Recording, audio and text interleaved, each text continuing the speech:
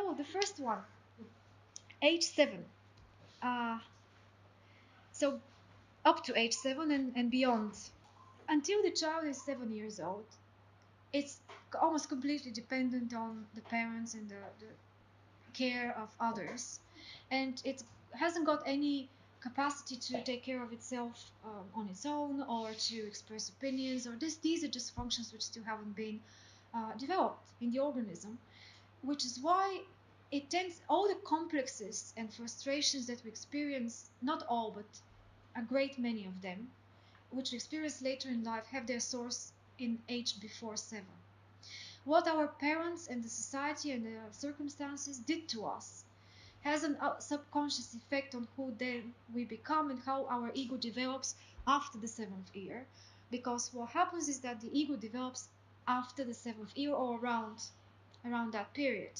That's when we kind of get woken up to the world in a way that we were not before.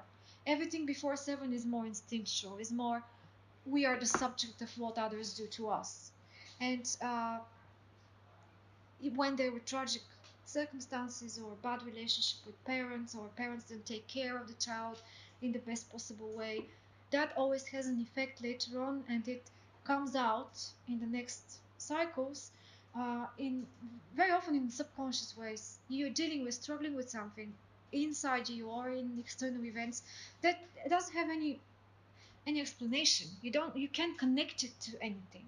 But then if we dig down, and some psychologists do that, a lot of work, going back to childhood and exploring what happened in childhood, that they can trace back the sources, the roots of those frustrations. But what happens at the age of 7? They say that's the birth of the ego. That's the birth of the consciousness. And in that age, the basic problem is how to show myself, how to act as an independent somebody, and assert my creativity, the way for me to be able to do something on my own. The child has reached, they say, the age of reason. Now it can reason for itself, maybe very prematurely, but it's in this age between 7 and 14, 15, is when it wants to, also the teeth appear at 7, the first real teeth, which is like a symbol of being able to chew for yourself your own food, rather than the food that was given to you by and it's a bit of a distancing from the mother, the first step of distancing from the mother, when the child wants to a little bit sever the bond with the moon. The moon in astrology is the mother image, and that's replaced with its own response to things. When I go to bed, what kinds of clothes I'm gonna wear. That's the period when the children start expressing their own opinions for minor things, but still their own opinions, and they start insisting that things happen according to their idea and not the parents' idea. That's the first stage of rebellion against parental intervention all the time. And the child wants to demonstrate some sort of power, which is, I should have said when we started, that what happens in that with 7 is that Saturn moves for the first time at 90 degrees from where it was when we were born. 90 degrees, like in astrology we call it a square, because it's a very tense relationship between two things. Usually the square and the opposition. These are the two aspects in astrology. Square is like two things that are 90 degrees from each other. And when they act, when they do what they do, they cross each other's paths. Like, my moon is here, but my Saturn is here. And then one travels that way, the other way, one travels that way or that way. It doesn't matter, but they clash. Their interests clash. So when we have a position of a square, and we call it a waxing because it's the first one, between the beginning of the cycle and the middle point of the cycle. There is always some sort of crisis of action. We want to act in a certain way, assert our will in a more, so that it's registered by others that we are doing certain thing, and that's the type of crisis that happens in this age. The child wants to do something to show power. If it doesn't have any younger siblings, starts asking for some, or in the playground, if there are weaker children or children who are not, it starts to compete with them. And At that age, we get our sense of ownership for the first time. Before the age of 7, we didn't make a difference of what's mine and what belongs to somebody else.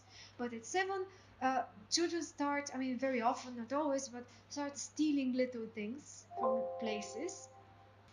This is like an act of testing the authority of elders, or seeing what will happen.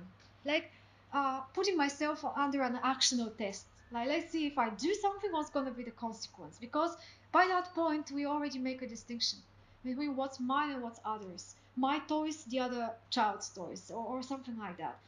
And the main point here is to start testing what I can do in the outside world and see what are the boundaries. And if the child is not stopped, or is not somehow, if it is left to do whatever it wants to do in that age, when these first appearances of how to say, testing of authority appear, then there are results later.